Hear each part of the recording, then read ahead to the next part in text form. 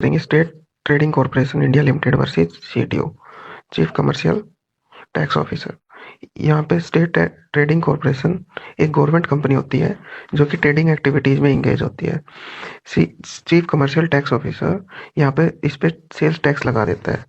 तो कंपनी का कंटेंशन होता है कि कंपनी एक सिटीजन नहीं है according to article 19(1)(g) of Indian Constitution, which guarantees right to practice any trade or business। तो कंपनी का कंटेंशन होता है कि कंपनी एक पर्सन है जो सिटीजन नहीं है। तो ये केस सुप्रीम कोर्ट में पहुंचता है कि कंपनी सिटीजन है या नहीं।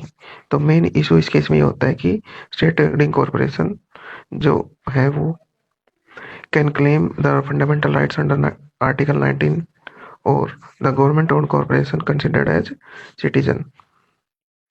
तो इस केस की जजमेंट ये होता है कि सुप्रीम कोर्ट बताता है कि कंपनी एक सिटीजन नहीं है, therefore company fundamental rights under article 19 को क्लेम नहीं कर सकता है। तो कोर्ट यहाँ पे ये भी बताता है कि सिटीजनशिप केवल नेचुरल पर्सन्स मतलब इंडिविजुअल्स ही क्लेम कर सकते हैं। So in this case